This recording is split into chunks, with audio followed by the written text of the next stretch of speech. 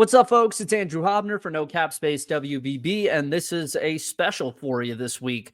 Typically, we have a column for the ball knowers on our site, nocapspacewbb.com. Subscribe, if you will. That is called Midweek Musings. It's basically a Wednesday column where one of the five of us on the crew chimes in on anything that has us particularly jacked up enough that we want to write about something. And I will say, I think I finally have something, and I want to bring it to you fine folks on YouTube because I think it's time we start this conversation a little bit.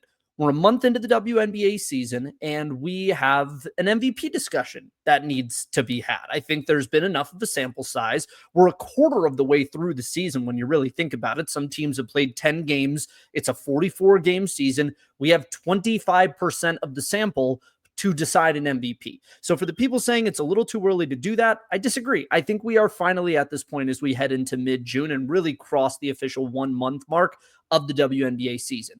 So I know for many of you, you are thinking Napheesa Collier right up there at number one. And I have a hard time disagreeing with you at this current juncture, right?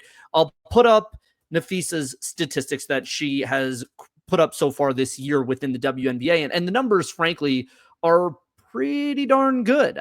Even with the game log that I'll show you right now, some lesser games that she's had are still pretty solid. I mean, the big ones obviously stand out, right? 34, 4-4 in the season opener against the Dallas Wings, 33, 11, 3-3 against Connecticut. That was a 76-70 win. She had a 28-10, 4-3-3 against Dallas here. She really seems to love kicking the crap out of the Wings for whatever reason. But the averages so far are 25.5 points, 8.9 rebounds, 3.5 assists, 2.3 steals, 1.4 blocks. I'll just highlight that for you right there on 52.5% shooting and 42.9% shooting from three. Now, if you go back and look at where she was last season, and there's no promise these numbers stay the same, I just will remind everybody, she put up 20.4 points, 9.7 rebounds, 3.4 assists, 1.9 steals, and 1.4 blocks per game. Now, it's 49.2% from the field and 31% from three. That was in 2024, where she was second in the MVP voting, but did not receive a single first place vote. Last season, Asia Wilson unanimously won that honor, 67 out of 67 first place votes. But you can see the progression here from Napheesa Collier so early in the season, and it is easy to see why she is somebody that at least warrants number one in the MVP totem pole here. But I'm not here to talk about Napheesa Collier. I'm actually here to talk about somebody else. I'm here to talk about Allisha Gray from the Atlanta Dream. Now, I understand if you haven't tapped in to the Dream very much this season, and I don't blame you for that, mind you, because in some respect, Atlanta has not given us enough to be particularly interested in them over the last couple of years. They just aren't and haven't been particularly fun. They ran a read and react offense under Tanisha Wright, which just wasn't an aesthetically pleasing product. The marketing of the team hasn't really been there. And it's interesting because Atlanta is the Southeastern WNBA team. Like, it's really a team, a cultural center of women's basketball when you consider just how many fans of the sport there are that hail out of SEC schools, namely South Carolina, Tennessee, Kenny Brooks building up Kentucky. Alabama was just in the Sweet 16. Georgia and Auburn have been historically prominent programs. They've made it to NCAA championships, even if they haven't been of the same caliber in the last decade or so. But Fever fans, you might not know this, DeWanna Bonner went to Auburn and was one of the best players that has ever actually come out of that school. So the SEC in the Southeast has a major, major fan base of just basketball fans in general. And Atlanta generally hasn't given them a ton to be stoked about as of late until we get to Allisha Gray. Now, let us discuss this here because I am and have been so impressed with her so far this year. And let me open this up and make it a little bit bigger here for you. So this is the thing I want everyone to keep in mind. Allisha Gray has always kind of been here in some respect, right? She came into the league in 2017, fresh off winning an NCAA championship with A'ja Wilson and South Carolina. She put up 13 points, 3.9 rebounds, and 1.3 assists per game for Dallas in 2017. That won her Rookie of the Year that season. And on top of that, she was also the 4th overall pick in the WNBA draft. That to me signals that there has always been a talent there, a talent that people have seen, a top end talent, mind you. And over the years in Dallas, it didn't really click. She came off the bench a lot. There were some injuries here in 2021, particularly. 2020 was the COVID year. I don't know why my mouse is doing this. So, like, she had 11.9 points in that 21 season. She gets traded to Atlanta in what was kind of considered like a free Allisha Gray from Dallas type of moment for a lot of her fans. And while the statistics were great, 17.1 points per game here, 4.9 rebounds, and 3.1 assists per game. These 2 years back to back, she's a WNBA All-Star, but she does not make an all WNBA team in either of those seasons. And you could have made an argument for second team all WNBA in 2023. She has been good, but not great. Now, under Carl Smesko, she has been absolutely sensational.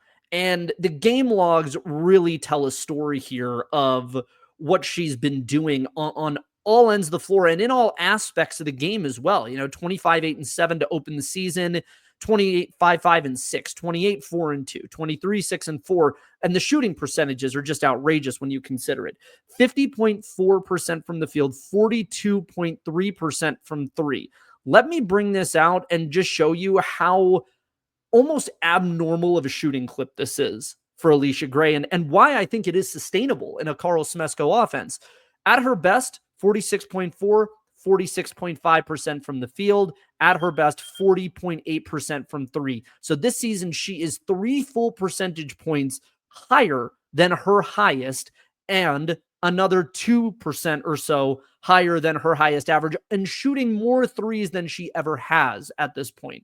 Now, the amazing thing to me is that there is just so much to consider here, right? Like, looking back through these numbers again, all of these are career highs, and it would lend itself to the idea that there is more usage for her on this team. And let me tell you, folks, that's actually not the case. When you consider who the top usage rate players are in the WNBA this year, she is not among that group. And I'll pull the advanced stats up from WNBA reference to show you here. The win shares she's at 1.9, and that actually currently leads the league, believe it or not. But the usage rate is 21.4. That is lower than the 3 highest prior years she has had. 22.5 as a rookie, and then the preceding 2 years with the Atlanta Dream. Her assist percentage, which is by their definition, the amount of teammate field goals a player has assisted on, she's at 23%. Her next highest is 17.3%.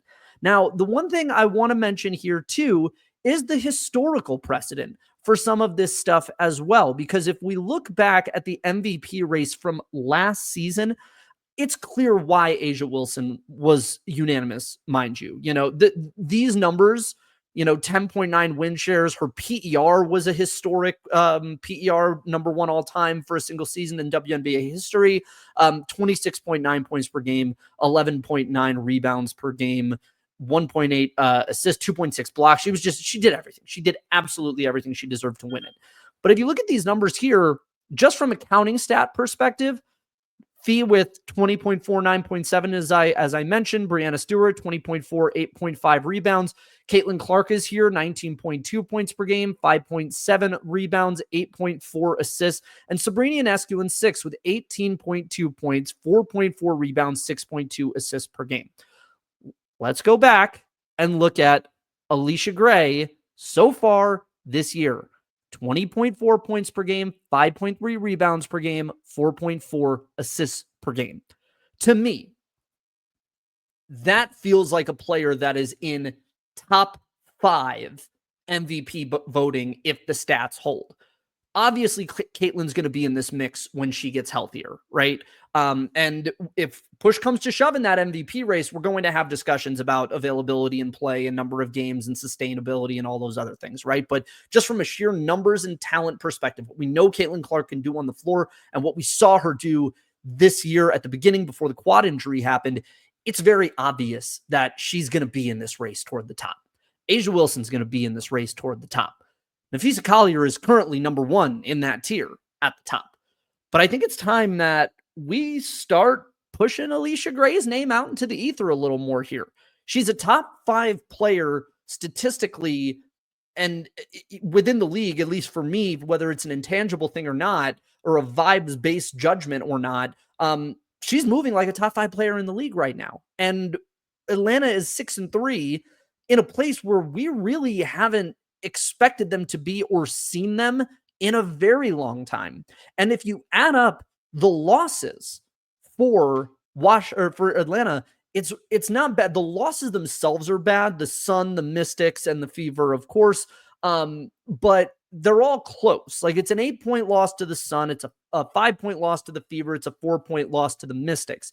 So they're in the mix for all of this stuff.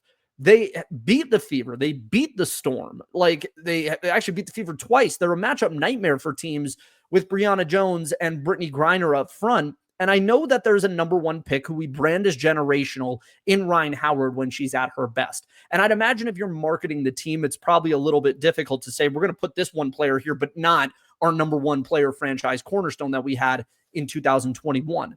However, Allisha Gray is doing everything for you right now. She is your engine. She is your top guard. She is putting this offense in motion and making Atlanta fun to watch. And to me, I think that is the intangible storyline thing. When we talk about MVP awards, we talk about this need to have a story behind you, right? Like, A'ja Wilson had, the phantom 4th place vote last year, and this sort of like crowning season to become the number 1 player in the league, because it was up for debate, her and Stewie, for the prior like 4 or 5 years. Now the Aces are back-to-back champions. Asia's won 1. Her fans think that she got snubbed out of another the year prior, and now she's got this like pseudo revenge tour storyline of being the person in the WNBA. Fee has a story this year, right? Some would argue that she should have been in more contention than she was last season for that honor. She does it on both sides of the floor. There's a very Tim Duncan-esque component to her game. She's got great footwork, but she's very fundamentally sound and a high floor player, and that's what creates a champion. You also have this revenge tour narrative, because if you ask Lynx fans and Shawnee, they will tell you that there is an issue with the officiating in the WNBA finals and how the Lynx maybe got cheated out of that. And this is the revenge tour year for Minnesota, for Fee to take the crown and the Lynx to take back their perch as one of the historically dominant franchises in this league. Caitlin has a story, and I know people do the Jordan or Tiger Woods comparison, but in a way, like, her ascent is almost a little Patrick Mahomesian, where, Mahomes bursts onto the scene and is a 2nd-team All-Pro, I believe, in his rookie year, and gets to the conference championship before falling to Tom Brady and the Tampa Bay Buccaneers. It feels like Caitlin's kind of got this rapid ascent to her where, she very easily could take over the league. And the story is always around Caitlin in some respect. But Allisha Gray has an amazing story of her own. She's 30 years old, having the best year she's ever had in this league. She has always been a great player. She was a Georgia Gatorade Player of the Year in high school in 2012. She also was a first-team All-ACC player when she was at North Carolina. She won a championship at South Carolina, the first for Dawn Staley at SC, and then comes into the league and is regularly just a solid player, but never blows up in this manner, right? That, to me, is an amazing story. Like, building Atlanta as a leader, as, with this offense, with this coach, and creating this like fun style of basketball that allows the Southeast, as I mentioned, with all of its ingrained heavy basketball fandom, to kind of once again become this fun cultural center for the WNBA in a place where it only has this singular franchise east of Texas in the South. So just really cool stuff is happening right now from an MVP discussion. I'm very fascinated to hear what everybody else thinks, what their tiers are in the comments. Drop your top 5 1 month into the season for who would be your MVP ballot in the WNBA. And we'll re-examine these comments because I'm very curious where people see someone like Allisha Gray and A'ja Wilson and Napheesa Collier, Caitlin Clark, or another player that I might not have even hit on yet in this list. So comment on it, subscribe to us here, our page, No Cap Space WBB on YouTube. Find our Substack, nocapspacewbb.com. I wrote an entire column diving even deeper into the numbers about this very thing. Join the ball knowers, be a ball knower. And folks, let's talk it in this way because this MVP discussion this year is pure hoops. No think pieces, no nothing. This is pure basketball discourse. This is the conversation for us to be having this year. This MVP race is going to be a great one. We'll come back to it. Until then, stay knowing ball. We will see you soon.